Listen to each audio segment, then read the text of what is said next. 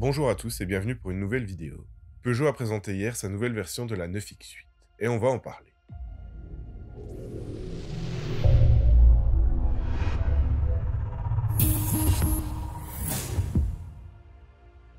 Avant tout, on va voir pourquoi la 9X8 a échoué.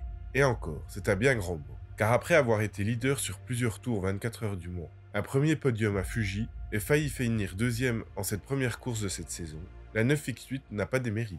Peugeot a décidé de se lancer dans le projet WEC en décembre 2019. À l'origine, le projet était conjoint avec l'écurie Rebellion. Mais 2 mois plus tard, Rebellion se retire du projet. Peugeot décide donc de continuer seul.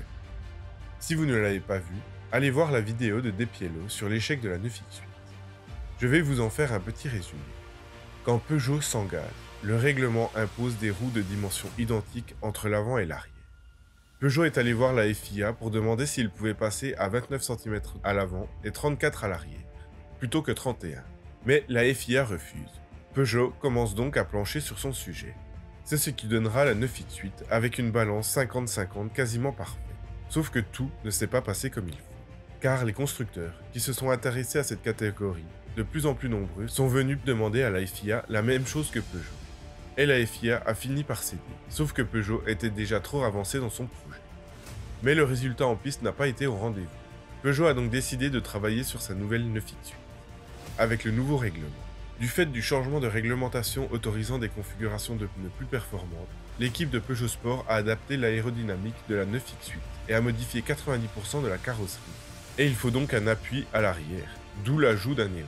Le directeur technique de Peugeot Sport explique que des choix initiaux se sont avérés moins pertinents avec le temps, en partie en cause des ajustements insuffisants de la balance of performance. La décision a été prise de se rapprocher des designs concurrents pour bénéficier d'un traitement équivalent de la BOP, notamment en adoptant des largeurs de pneus différentes.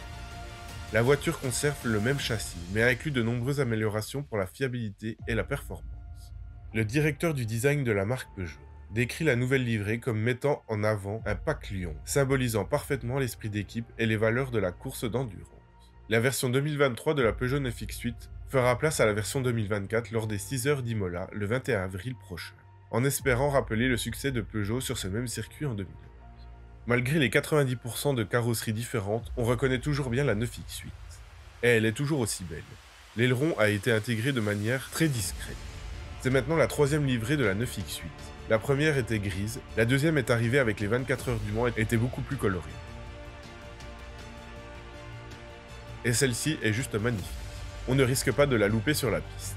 Et vous en pensez quoi de cette nouvelle 9X8? N'hésitez pas à venir en débattre dans les commentaires. On se retrouve très bientôt. A plus.